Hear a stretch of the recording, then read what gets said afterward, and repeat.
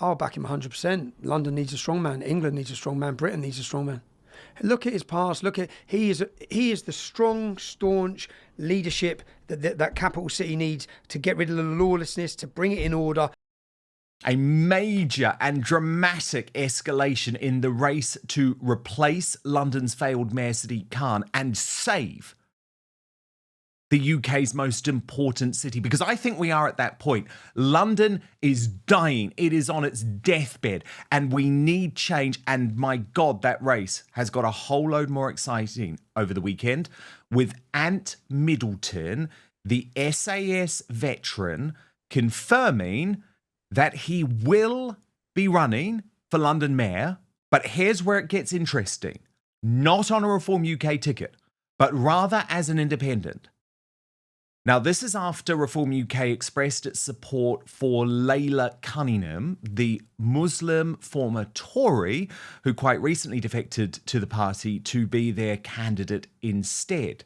Some say that is a capitulation to the idea that only a Muslim will ever win the London mayoralty. Now, it was Tommy Robinson who first revealed this news in my Outspoken interview with him on Friday.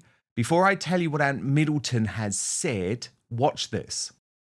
If you're enjoying what we're doing here on Outspoken, please consider joining our thriving community over on Substack, www.outspoken.live. You can sign up completely for free, but Substack is so important to me. It is a free speech platform. It protects me from big tech cancellation. Plus, you get to communicate directly with me. Head on over www.outspoken.live, enter your email address and sign up today. But on Ant Middleton, though, Yeah. I think could he still be Mayor of London? Yeah, I hope he is, and I hope the whole British public back him. He's standing as an independent. People are saying, well, she has... So what, so he's going to stand as an independent? Yeah, he's standing, yeah. Yeah, he's standing. And he's got, from what I understand, he's got it all set, so... And you would back him? I'll back him 100%. London needs a strongman. England needs a strongman. Britain needs a strongman. Look at his past. He is the strong, staunch leadership that capital city needs to get rid of the lawlessness, to bring it in order, to give the police confidence, to break down the criminals, to give the city back to the good, law-abiding citizens of that city. Look at the state of our capital city. Look at the crime rates, the rape rates, all through the immigration. Look at all of it. It needs a strongman. Now, after that interview went viral, Ant Middleton confirmed his decision with this press release. He posted, "I would firstly like to clear up a few rumours, so you, the British public, are clear on my thoughts and my intentions moving forward. You certainly deserve it. I can confirm that I haven't been dropped, nor have I fallen out with Reform UK, and that I've been a big supporter of Nigel Farage, and that hasn't changed. I can confirm that I will be running for Mayor of London, and that I will be doing it independently, as it stands. My reasoning behind this is purely personal, and on this very occasion, I have decided to go with my gut feeling / instinct. A feeling and instinct that kept me alive during my military career and has served me extremely well outside of it and up to now. I'm a man of the people, who was and is still willing to sacrifice all to serve and protect simply in my blood. If I know the people well enough and my gut continues to serve me well, then it very much tells me that the current political landscape is too unclear, corrupt and fragmented at the moment, and that you, the people, are sick to death of it, as it does not whatsoever serve in the best interests of our great native people, British citizens, nor our beloved country. I want to directly represent the people of our capital city and nation by demonstrating that I won't be politically swayed or influenced, and that my priorities and loyalties lie with you, the people. Drastic change is needed, and our people need to be heard and prioritized. I want to serve and represent you with my British values, patriotism, my experience, expertise, and knowledge in safety and security, and in re-establishing British culture and/or our own identity, British identity. When it comes to leadership, work ethic, business acumen, teamwork, unity, trust, change, safety and security, British pride, values and principles, then you need look no further. I want to be your Mayor of London. Time for drastic changes needed. However, time is running up. I hope I have your support and backing, Ant Middleton. To my superstar panel, Peter Barnes, he'd be an amazing mayor of London, wouldn't he? Isn't he the one to save the capital city that has been destroyed under our Muslim mayor Sadiq Khan? Yeah, I have to admit, Dan, when you said London is dying, for me, London is dead. I mean, in reality, people are leaving in their thousands. There is no opportunities here. Crime through the roof. The feeling of crime, even more important. London feels a dangerous place to live. What's quite interesting is that gut instinct that he had to keep himself alive, he doesn't feel it with reform. He doesn't feel that that's the right way. And we're seeing that emulated quite again and again and again through the kind of falling support in terms of the membership numbers. They were very happy to boast they were going up. They seem very quiet. Now they're going down, which I find fascinating, but hardly unsurprising. But there's also the fact that, yet again, the reform, when it comes to Ant, they've fallen into this trap of trying to kind of chase votes and not earn them. They're not going to the people with arguments. They're not going to the people with their ideas and trying to actually put them across to convince people to come to them. They're chasing them. They're playing the identity politics card yet again. You know, this uniparty idea has not left Reform UK at all. And this is a dangerous strategy that Reform's going down because it is alienating a base that is already dividing itself up more and more and more.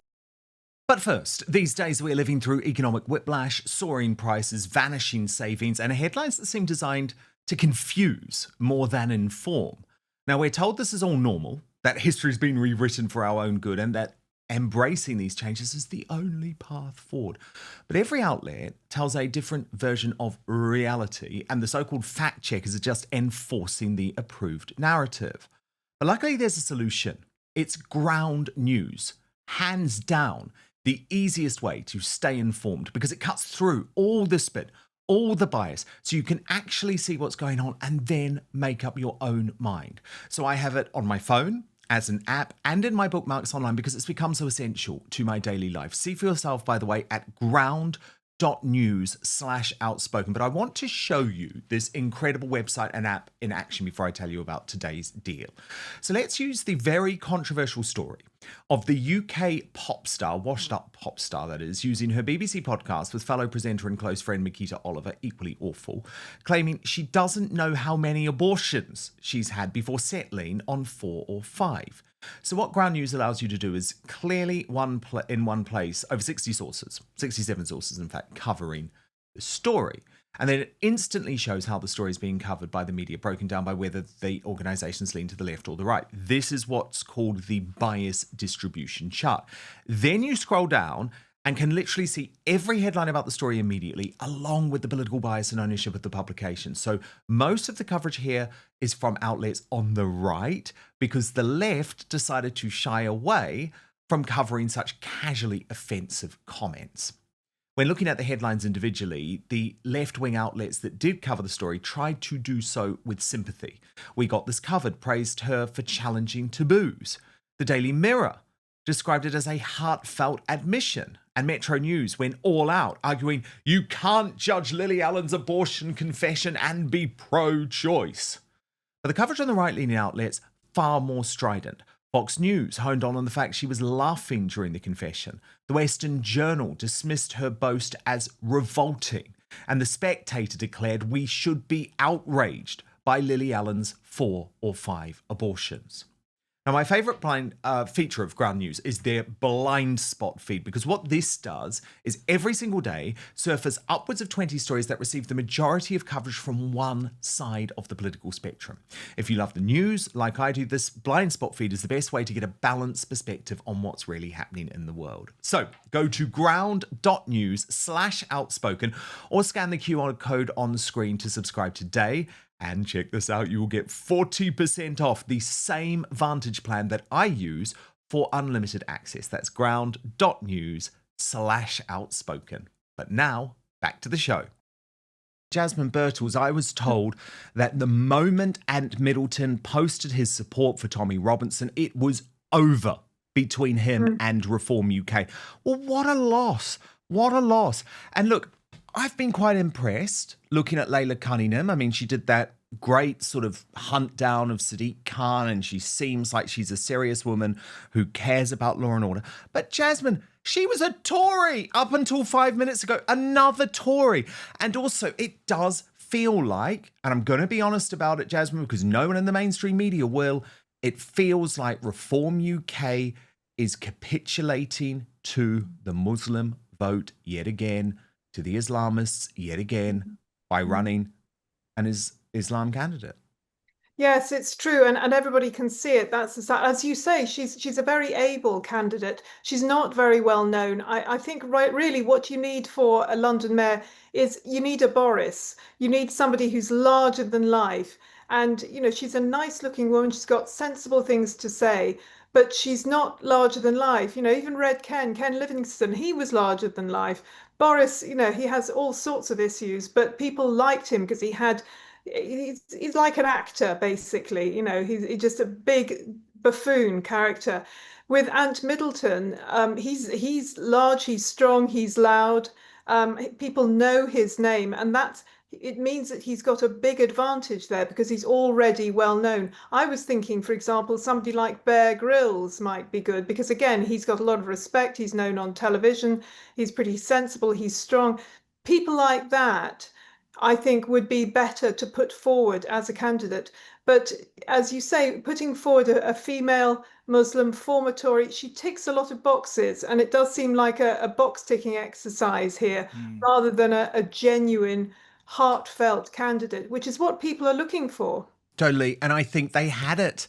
They had it in Ant Middleton. I mean, he's a star. Yeah. This guy's a star. He's beloved. He was the star of Channel 4's SAS Who Dares Win until they cancelled him. Well, I think it's great he's been cancelled because, trust me, once you've gone through the process of cancellation, you start to think about the world differently. You start to think about life differently. I know that from personal experience. Yeah. They had their perfect candidate.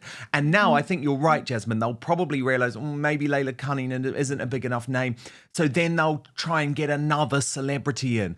But the difference is Ant Middleton was the celebrity you needed. He was your candidate, Nigel Farage. Now, I think that Advance UK and Ben Habib should now try and sign up Ant Middleton and support Ant Middleton. I think that would make a lot of sense, although I do understand why he's saying there are some benefits doing it as an independent. Peter Barnes, I mean, Labour are talking about putting up Dawn Butler. Now, we might all laugh and say, oh my God, she's the heir apparent to Diane Abbott. But do you think she's a tough candidate? She is. She's actually quite a formidable campaigner. She knows the game very, very well. She's well known in London. She's been an MP a long time, and she has that name recognition outside of the kind of the political world. The average person in the street might recognize the face or the name. They might not be able to put the two together, but that's just get through the door and you're already halfway there. What's interesting is that so many political parties have kind of missed the point of the fall of the Conservatives. They keep using them as an excuse to excuse their own behaviour, rather than realising they're the canary in the coal mine, the cautionary tale. They're what happens when you compromise principle, when you compromise and compromise and compromise and try to play a game that your political ideology does not fit. You can't. The right cannot play identity politics and then at the same time start calling it out. And it's just, again, it's hypocrisy, and everybody can see it. And the biggest killer in British politics has always been hypocrisy. There's no coming back from it, and yet so many political parties just don't get it. Ant he's a great character, as you say. He's got the name recognition, he's got the personality, which is a huge factor in London elections. I mean, even if they do get rid of Layla, who I respect her quite a lot, it will then look as a party in chaos. It will look like a party without control, which they cannot afford to have in these next few years if they want to be a serious player at the next general election, let alone be the government. Where the voters are looking for competency and cohesion. If you fail on those two things, you might as well not bother running. Totally, but the reason they didn't go for Ant Middleton, Jasmine, is because he failed their ludicrous vetting policies, which basically means you can't have lived a life. Jasmine, so you can't have lived a life. You can't have committed a crime and turned your life around. You can't have sent a post on X that you maybe disagree with. You certainly can't even mention the name Tommy Robinson. And I'm sorry, that's why increasingly you're going to see people like me who supported Reform UK, who voted for Reform UK, who predicted Nigel Farage would become Prime Minister in 2029. Heck, I was friends with the guy. Do you know what I mean? You're going to see a lot more people like me say, hang on a moment. No, like, why would you not want Ant Middleton as your mayoral candidate for London? And I know he's trying to say that there's been no falling out, Jasmine, and maybe there hasn't, but the reality is they didn't want him. So to me, that is a falling out, because initially they did want to. I mean, that was them in Washington, D.C. They rolled out the red carpet treatment. They took him to the inauguration with Nick Candy and Nigel Farage. They wanted him until they realised, oh no, we'll get pushed back on this because people will say, you know, he's a thug and he's been to jail for this, that and the other thing.